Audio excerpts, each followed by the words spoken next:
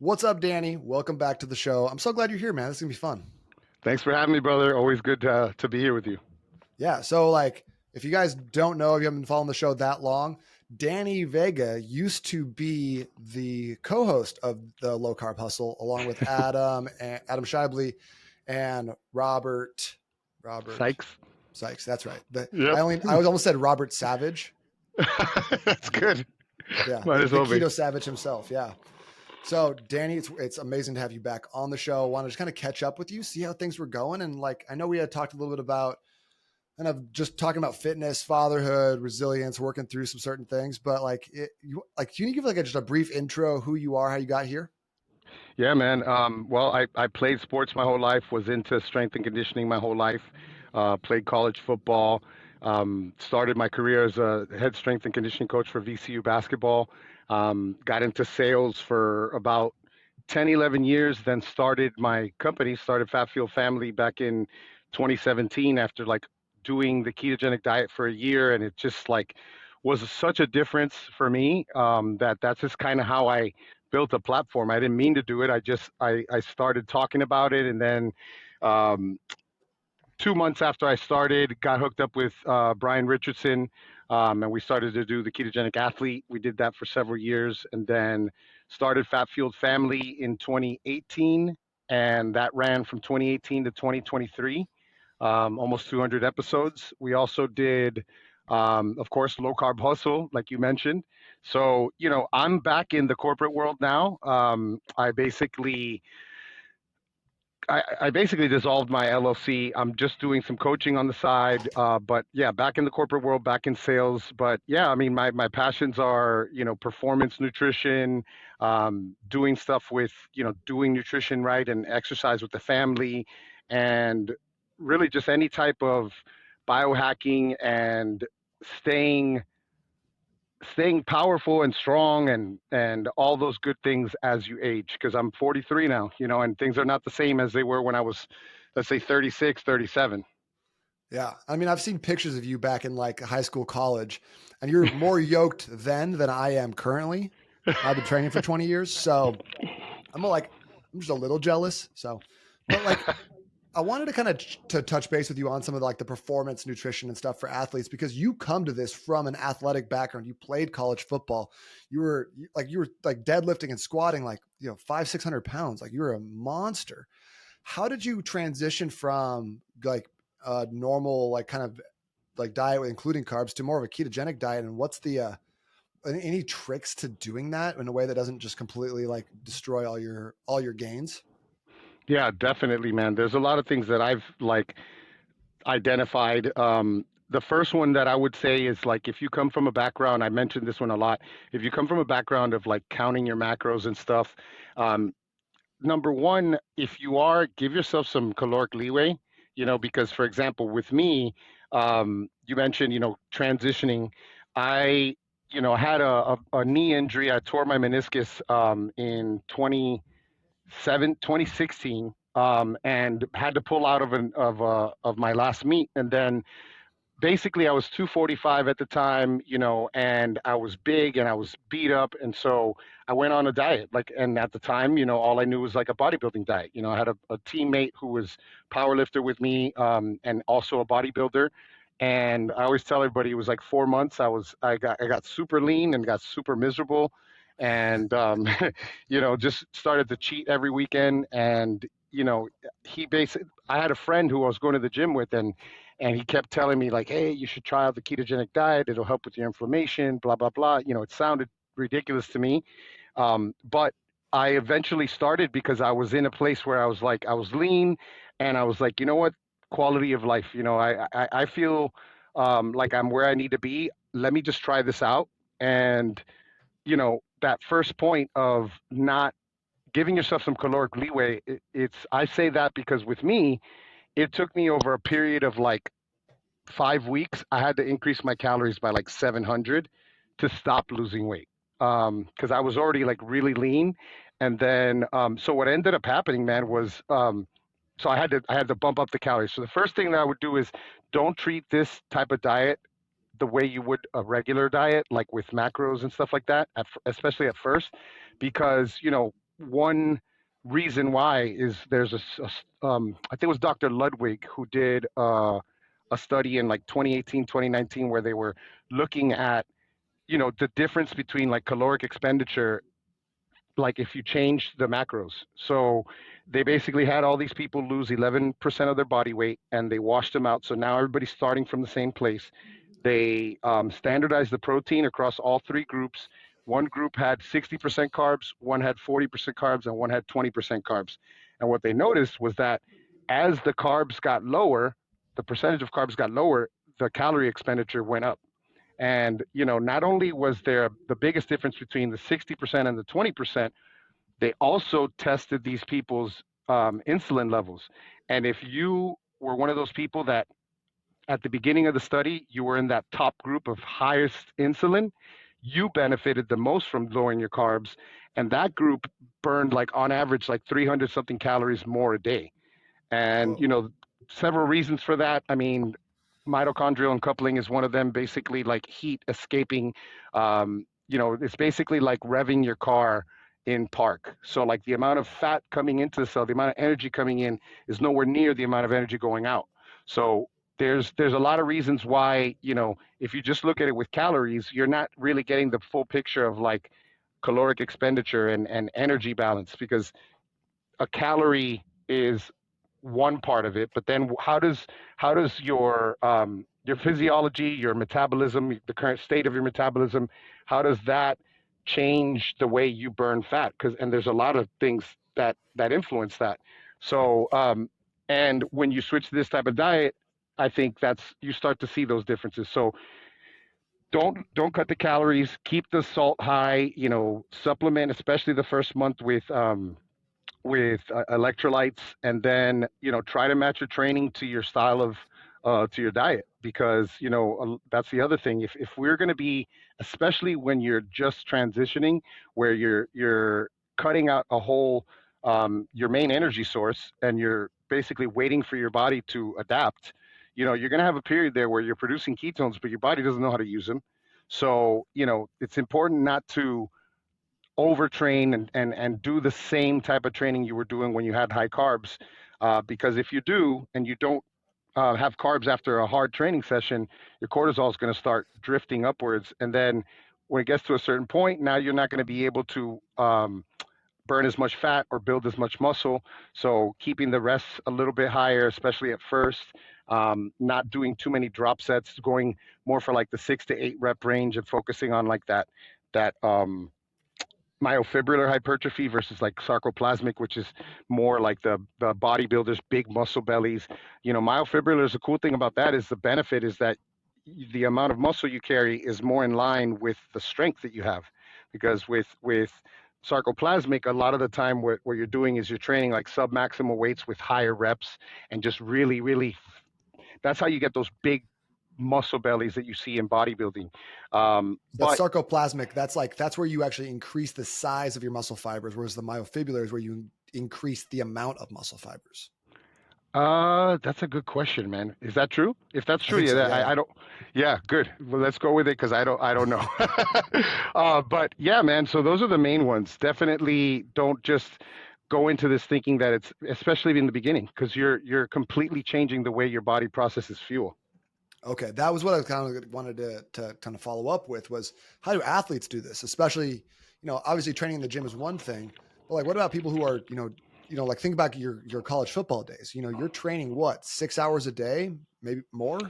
I mean, like in season, you got your lift, you got your team meetings, you got your position meetings, like film meetings, you got practice. Um, it depends on the sport. I would say, like with football players, I know one of my buddies was the head strength coach for an NFL team for several years, and now he's the head strength coach at a college team, and we were talking about it because he had a great transformation with keto, and he's was asking him because I was being more skeptical about this for NFL players.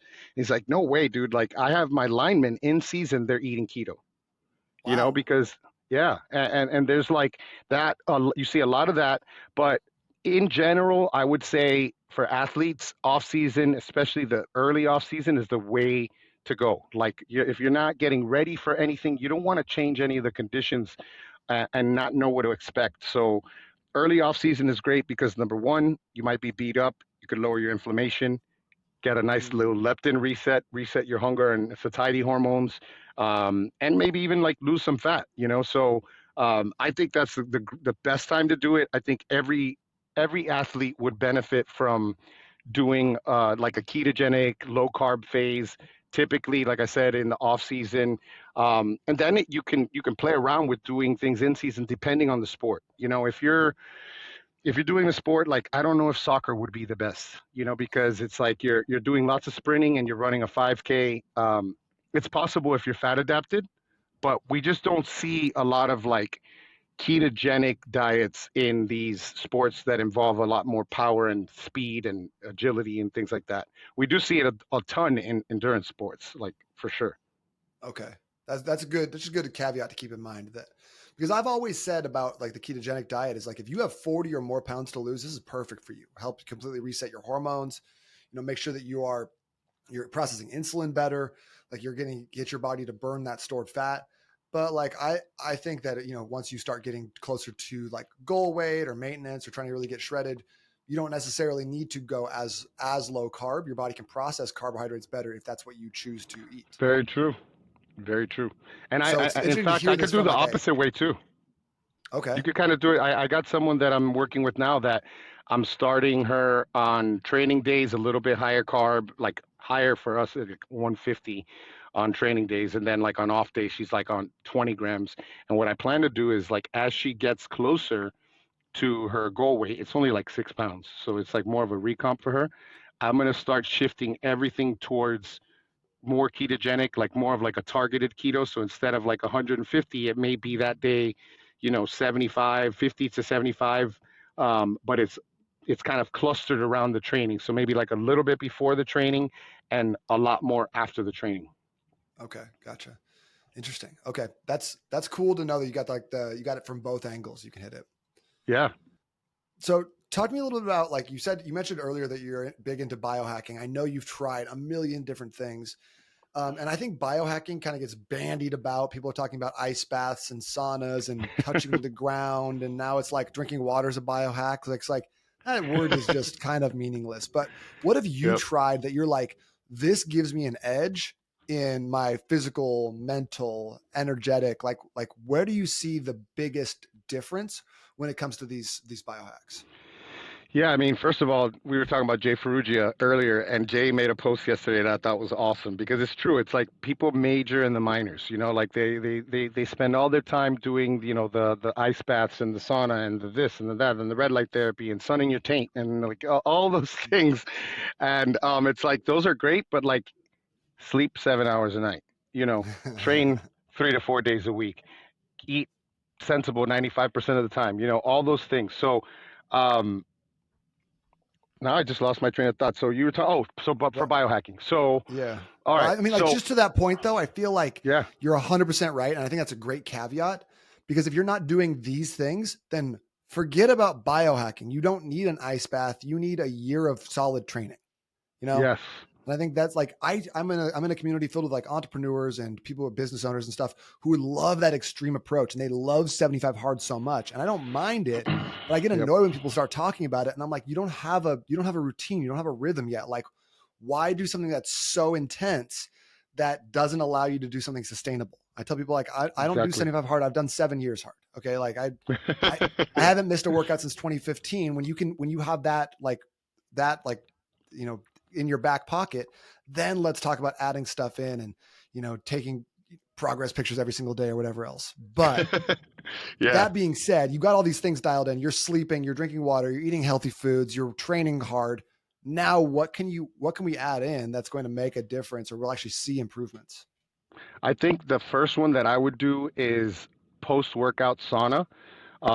So definitely never pre-workout. That we've seen that the research shows that actually impacts things negatively. In fact, like cold immersion, like hypothermic conditioning is better to be done before training.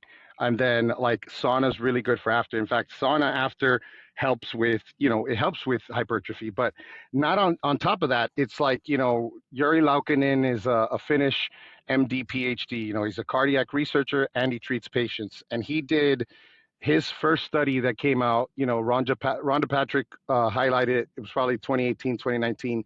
And they found that across all populations, no matter what, like if you're doing sauna 4 days a week, 176 degrees, 20 minutes a day, you reduce your risk of all cause mortality by 50%. Like 50, that's 50? 50%. Like Holy shit. 4 days a week, 20 minutes, and then he did a study like a year and a half later where he's looking how it affects the brain. So like there's a lot, and if you do infrared sauna, then you're getting the benefits of the infrared as well. But even if you just do heat, it's that's one that I still to this day love and do. Um, so red light, I also do red light and infrared therapy. So I have like a big full stack red light and I just stand in front of that like 5 7 minutes a day, front and back. That's really good. Like number one, if you're like low on sleep, getting that on the crown of your head, getting that infrared in the crown of your head could really help energize the mitochondria in your brain. There's a Can lot you of get the crown of your head and your taint at the same time though? Ask me for a friend. if you maybe if you position yourself the right way where you're trying to like lick your own bunghole, because possibly you got the head and then you got the butthole pointing at the light. I don't do that anymore after I got second degree burns on my butthole. But it went a little too hard, a little too fast. Yeah, man, but yeah, other than that, like, the other things is like certain supplements, at all times, magnesium and zinc, copper sometimes. If I do like a hair test, I would recommend that, highly recommend that. Upgraded Formulas has a hair test that you can get all of your minerals. Because like minerals, that's the importance of minerals, man. And it's a lot. Like there's minerals that, for example, yesterday, what's his name? Oh man, this guy's great with Chris. I forget it's Chris something, but he just talked about molybdenum yesterday. We got boron, we got molybdenum. Those two are really involved with testosterone production. So, having um, bringing in supplements that can enhance what your body has, because like we know the soil is degraded. We know that the soil is nowhere near as rich in nutrients as before. So it's like we have to nowadays. It's like you have no choice but to do certain things that are going to undo the damage. Like Yeah. all the plastic, all the personal care products, the perfumes and the fragrances and all that. All those things are wreaking havoc on our um, endocrine system, man. And it's like we have to. Sauna is also really good for that. Sauna, you can sweat out that estrogen that builds up from like those xenoestrogens that your body can't process like they would a natural estrogen. So those are like the main ones. I mean, I can't really think of anything else that I use regularly that I could stand by like that. And of course, I creatine. love that. And of course, creatine, Yeah, of course, always creatine at all always, times. all times. So this is my nootropic called Deep Mind, and I have molybdenum in it. But I've never pronounced it correctly until just right now. I think I was inserting like 2 or 3 extra syllables in there. Molybdenum. Okay, yeah, we got Molybdenum. we got the selenium, the copper, the manganese, the chromium, the molybdenum. It's That's all in awesome. there. See, that's all that type of stuff that it's like you take it every day and you don't even think about it and you may not feel it like you're supposed to feel it, but it's working and it's helping you and it's optimizing. There's a ton of processes like with magnesium alone that could benefit from supplementing with magnesium. And I mean, I got this has got like everything in it. Also, so we got like the boron, the licorice root extract, the cinnamon extract, bilberry fruit. Awesome for blood sugar. Yeah. So like I think I like when I take this stuff, I kind of feel it like I feel like I get a little bit more like around the eyes, like warm. And then I just don't feel like I need to check my phone every 47 seconds either. So that's my big thing. Interesting. But I did that without a ton of caffeine in it. I think it's got like 20 milligrams of caffeine per serving. Awesome. Awesome. So I wanted something I could take in the afternoon and not feel like I'm crashing. I But like that, man. That's a cool formulation. That's cool. Yeah, it was fun to come up with. I think that like people who are like caffeine junkies don't love it because they're like, "Where's the hit?" But it's all that stuff Yeah, working in the background, and I think it really makes a difference. So if you want that, you just I take the agree, seven man. seven capsules. So Danny, I know you're a dad. You got boys at home. I wanted to talk a little bit about like fitness and parenthood because I've heard from a lot of people recently. They're like, I just don't have time to focus on my own personal fitness. I don't have time to really eat healthy. I'm making meals for my kids all day long, cleaning up this, doing that, picking up kids, running them to sports.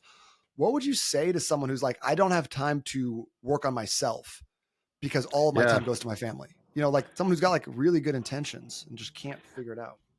I mean, we talked about this before the show started. It's like you got to pull that oxygen mask over your head before you can help anybody else. You have to be able to show up at your best every day, and part of that is eating right. It's like people don't understand the link between not training and eating like crap and how that affects you, how it makes you more reactive to your children. You're not able to respond. You're more reactive. So it's in your best interest. So now, like, if you refuse to find time at the moment, because that's really all it is, it's a refusal to try to find time. You have to try to find time. And now I'm speaking from experience. We talked about this too. The fact that, I have been a single father since August of last year, half the time. So it's like half the time I'm alone, half the time I'm with my boys. And when I'm with my boys, I have to do everything. I got to feed them, I got to cook for them, I got to take them to school, pick them up from school.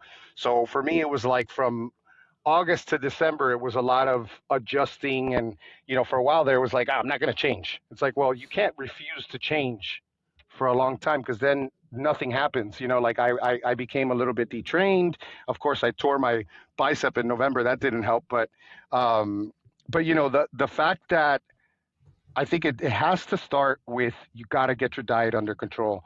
And so for me, even though I wasn't training as much for those 5 months, I didn't gain weight. I looked this very much the same.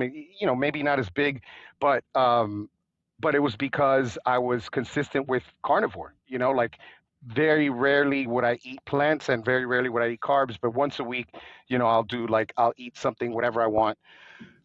So that's the first part. The second part is, I also understand, you want to be a good parent, you want to spend quality time with your kids. During the week, there's not that much you can do because there's homework and all that, but you can definitely do walks. You can do a 20-minute walk after dinner with your kids, easy, and you involve them in it and they love it. With my boys, they love it. We walk to the park or we'll just walk around the block. So, and then after that, other than that, it's you got to make the time and start small, especially if it's like you have this, a lot of people have these like come to Jesus moment where they're like, oh my gosh, I'm so out of shape. I feel like crap. I got to change this right now. And it's like, I'm going to train 6 days a week. No. How many days are you training now? Zero?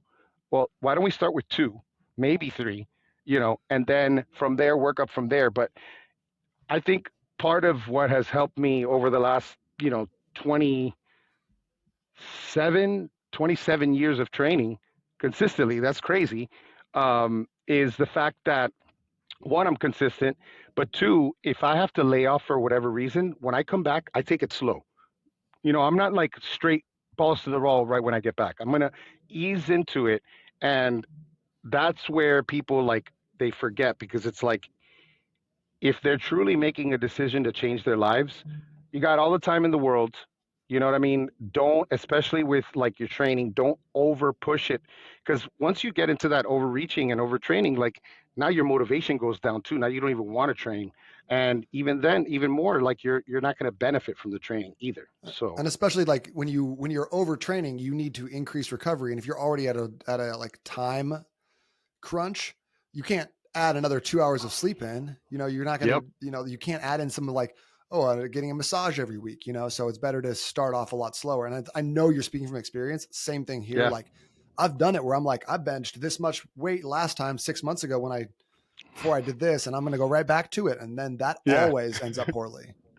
That's so bad, man. That's how I always used to work with like with my athletes when I was doing strength stuff. I'm like, take 90% of your max and use that as your working max, because your max is your max on the best day under the best conditions. That's your PR. So let's just give ourselves 10% leeway and put, if I'm working with percentages, go off of 90% of my max. um yeah, and other than that, man, like, it's just, you have to find ways to stay active without overtraining and over, like, I think people know by now CrossFit. I love it. I did it for like 2 years. If you train CrossFit the way it's trained en masse, like where you're doing like five metcons a week, Mhm. that's gonna kill you. And I noticed that so much with like women who I've worked with that may have been in their 30s, and they go through andropause first, so their testosterone starts dropping, and then when they start getting closer to menopause, now their estrogen starts dropping, and now all of a sudden, like, the things that used to work, not only are they not working for a lot of these women, like, it's causing them to gain weight and to hold on to inflammation. So I say that because I've had to do that. I definitely don't, as far as like cardio goes, the only type of intense cardio I would do is like some sprinting, but for the most part, it's lots of walking and low intensity stairmaster. And I don't go crazy with the metcons, because I know that I have a stress bucket that I have to manage. And that stress bucket now has, you know, single father stuff, career stuff, training, all of that stuff. And if I continue to overdo it with my training or under eating or adding too many of these other things that we mentioned before that may work for you if you are in a nice balance of stress. But if you're intermittent fasting, on a diet, doing cold tank 3 days a week, sauna, like, you're doing all these things and you think it's better, but it could be hurting you. So you got to Yeah, think those about are all that too. stressors. People don't realize Yeah, that like training is a stressor, and especially metabolic conditioning, yeah, hit classes, boot camps, big stressors, big time cortisol increase when you do those classes. So I feel like those are really attractive to females, especially, and especially kind of in that andropause menopause range. They're just like, I'm trying to get back, I want to get my body back and stuff, and then they're kind of doing more harm than good, or they're losing weight, but they're gaining fat around their midsection. yep, You're like, you're working so hard, and you just hate to see it because yeah. you want them to be successful. So you're like, but then it's like hard to get someone who's like had that come to Jesus moment to tone it down a little bit, And I think Oh a lot of yeah, times as coaches, like we are pulling people back almost more than we're pushing people. oh yeah. I do that all the I think time. that's Like a sign people, of a good coach. Not there's a lot of personal trainers out there that are like, they feel like they got to kill you. Yeah. yeah, I was there. I've been there. I've been personal training for like 15 years. My first 2, 3 years, whew, don't come to my gym if you don't want to get pulled out the ground with a shovel. Yeah, and then that's the thing too. Like, sometimes you get the pressure from the client. They're like, I'm paying you $200 an hour. I didn't come to do, max out on my deadlift today. I came for you to kill me. And it's like, that's my buddy who owns a CrossFit gym in Miami. Like, it's in a nice area, so he's got lawyers and doctors. They're like, I don't, I want you to kill me every time. And it's like, you gotta manage that because they're the customer, but also you're the expert. You know? Right. Yeah. I feel like there's like give people what they want, but also what they need, sort of thing. You heard Yes, that the yes, phrase that the customer's always right? Do you know yeah. that whole quote? Not the whole quote, no. The whole quote is the customer's always right in matters of taste. So if the customer wants to buy a really ugly hat, we can let them. But when it's like, hey, I want you to beat the shit out of me every single time I come in, then like I think you got to be like, all right, well, here's why we're not going to do that. But I swear I spend as much time pushing people as I do pulling people back in. But I feel like it's the people I have to pull back in that have 3 month blocks where they don't do shit. Like they're do nothing, and then they're like, I want to go so hard, and you're like, hold up, let's just do what you said, 3 days per week. Let's get you in 45 minutes, 3 days per week. You're gonna be feeling a lot better. We don't have to do 7 days per week, two 45-minute workouts. One's got to be outdoors. All right, take a breath. You're muted though. Looks like. My bad. I was like, and it's funny because, um, what was it? You mentioned the, I was thinking about something with that, like, was it the time? Just totally lost it. Totally lost it.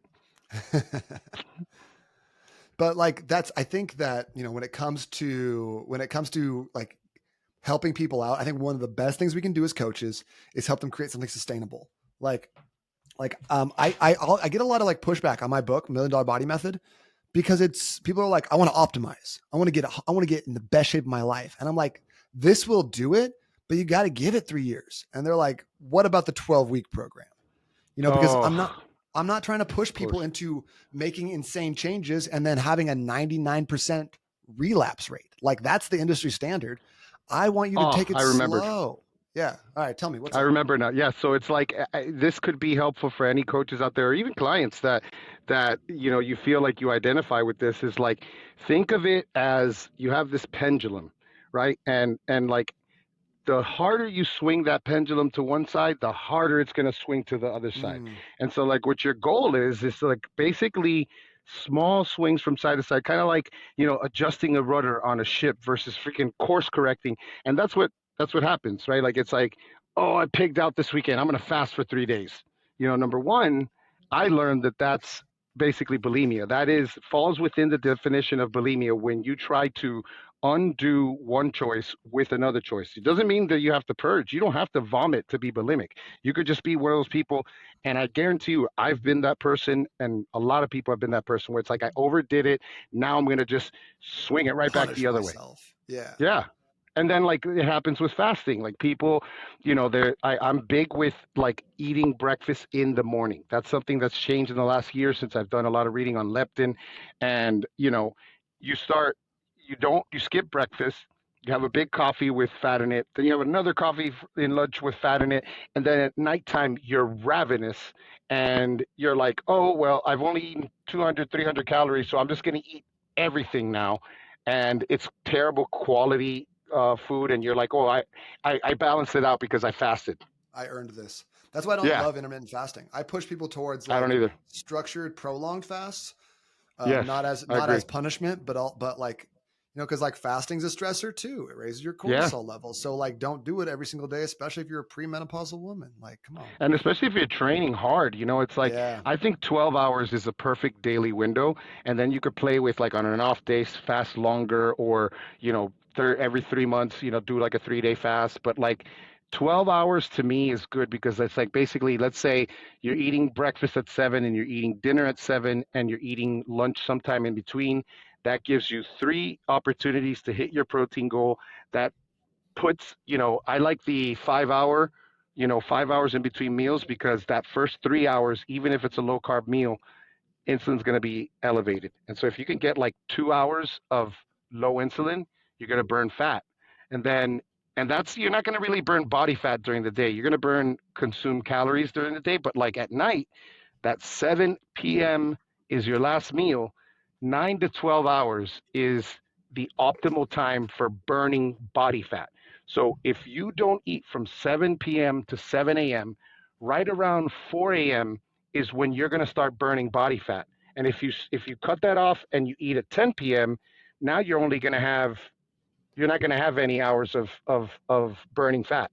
And that's the problem.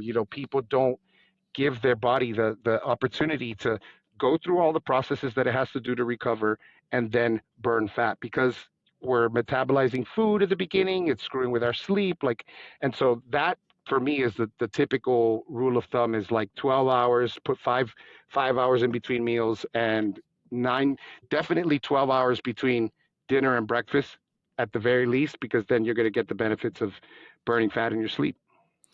I'm with you on the eating breakfast thing. I think it just cuts down on that ravenous. It's like people intermittent fast and they eat their biggest meal for lunch. They go out and have burger, fries, and 2 beers, and then they're trash for the afternoon. Yep. And you're also at a calorie surplus now, even though you skipped breakfast. You skipped 300 calories. Now Yeah. you deserve to eat 1,500. Like, come on. Yeah, and one more thing I'll say about that is with the morning thing, it's also the fact that your leptin is lowest in the morning and your cortisol is highest. So you get a little bump in leptin, which is important, and then you also bring your cortisol down because the insulin and cortisol have an inverse relationship. So you get a nice little insulin bump, even if it's just from protein and fat. You're going to help bring that cortisol down and make it more manageable during the day. keep your stress levels a little lower. That's yeah, Yeah. yeah. It's almost like you've done this before, Danny. It's like, like it's funny because, we all have like our personal reasons for doing things. And of course, I'm always trying to optimize my body and all that. And it's like, I've been into this for a while. Let's make sure, guys, like keep these things in mind, because rather than fighting your body and dieting harder, fasting harder, training harder, try to understand, like, learn a little bit about circadian biology, like the times to eat, like why is it not good to have carbs for breakfast, for example. Like I try not to have a lot of carbs for breakfast, because then your leptin can peak 7 to 9 hours early, and then you get the cravings at night. So if Or you're you gonna get eat the carbs, if you're insulin resistant, then your insulin and your blood sugar are out of whack all day long. oh yeah, yeah, that too, definitely. Yeah. I 100% agree with you. Just learn a little bit. Like I feel like this is like really important to be learning the rules of your body, so that way if you want to break them or change them or do something, you have the ability to do that. But if you don't know the rules, then you can't play the game appropriately, and you're always going to feel like life is happening to you, not you're not Yep. happening to life. And I think that's, a lot of people like to look at, their favorite people that they're following online, and look at, what type of experiments they're doing, and it's kind of like watching, eating popcorn and watching. And it's like, Mhm. I've always, one of the KetoCon speeches I did was on this, like, guys, experiment, like no matter what, if it doesn't work, you still learn something, like, and now you start building, like what you said, like you start building like this knowledge of the way your body works, because it's true, like we do have certain things like that. If I do it, it's not going to affect me the same way as someone else. And it's like, it very well could be a good supplement or a good protocol, but it doesn't apply to me. And that's where we need to stop just consuming the content without thinking about ourselves. And the only way we can learn about ourselves is by experimenting. And I think So, the experimentation process is also creates a level of play rather than being like, oh, I have to lose this weight. I have to train more. I have to take this supplement. But if you're like, what happens if I go full keto for 30 days? What happens if I take only melatonin? curious, you And, got to go through like, it curious, yeah. like have that curious scientific approach for sure. And it's fun that way too. And Yep. you're not attached to some outcome because something didn't work. You're like, I wonder what happened. So well, that didn't work. Very cool. Ate beef liver. Don't look like Liver King. So weird. And it's funny because people, like, I don't know if people do this. I don't, maybe you do this, and I think this could be helpful to people. Is like during my training, I do these things all the time. These games that I play with myself. It's like I'll, for 2 minutes I'm going to do this, and I'm going to focus on that. Like, and like for example, in Stairmaster, sometimes I'll be like, well, I want to climb the Burj Khalifa today. So it's like 166 floors. So I want to, so there's all these things that I do that kind of keep me in the game. And they're games. They're basically, you're gamifying your fitness and your nutrition. And that's why for me, even though I don't count macros, it's been a long time and I used to be obsessive. Um, I never had a problem with doing macros, because for me it was always like a game. It was always like just fun. Like I want to get within 5 grams of my fat and carb goal, but my protein goal, as long as I hit it, if I go over, I don't care. You know. Yeah, I love that. I think that's something that's one reason I think that doing some sort of sport. I know you've done jujitsu before. Like Yep. it's gamifying fitness, and I think that when you can put like I always think that like, okay, if you want to be a better public speaker, don't go read a bunch of books about public speaking and try to take a course on it.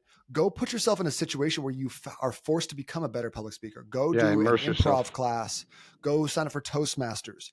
You want to be in great shape? Sign up for a race that has a date. Sign up for a jujitsu Yes. competition. Sign up for a class where it now forces you to do that thing kind of by proxy and just keeps it so much more engaging. And like you got to almost, like you said, like play a game or like trick yourself into some of Yeah. these things because otherwise they can become real tedious, real monotonous. Yeah, and like with what you said is like, when it comes to like learning new things, I have a really good book recommendation. It's called Ultra Learning. Oh, I highly recommend it, because it's basically like, it's talking about like, how do we become an expert in something, within a month or 3 months. And it's like the only way you can do that is through immersion. And I think like the biggest example that we see is language. If you go to China and you can't speak Chinese, you'll learn Chinese by speaking with them, versus taking a class. Like, get in there and don't give yourself the option to speak English. Those are the things that really are going to help you, and they're not comfortable, but over time, like, you just become more and more capable. Por eso mudamos a Sudamérica por un año para aprender español. Bien hecho. Bien Yeah. dicho. But like Awesome. it wasn't going to happen. I wasn't going to learn Spanish unless I literally put myself in a position where I had to speak Spanish every single day. I took Yes, I 4 years love that. in high school. I didn't know anything. I know, I But hate that. but then like moving to South America and literally having to have conversations and figure out like, where are we going? Is this bus taking us to the right place? Are we being kidnapped? Like, you got to figure all that stuff out. It Yeah. just like takes away the option. You sign up for a Toastmasters, it takes away the option. You must learn to be a good public speaker or you will die, probably. Yeah. Sign up for that thing. Sign up for that thing. Yeah, Whatever that thing is, sign up for it. 100%. Make it real. Make it real. Danny, I love talking to you, man. You're the best. Always, bro. Always. Likewise. Anything you want to drop on us, leave us with before we jump? No, man, I'm not really promoting anything right now. If you guys want to follow me, dannyvega.ms on Instagram. That's basically where I'm most active nowadays. If I am active at all, I'm active there. Yeah, and if you want to get a Danny Vega tattoo, that's fine. That's fine. We can accomplish that.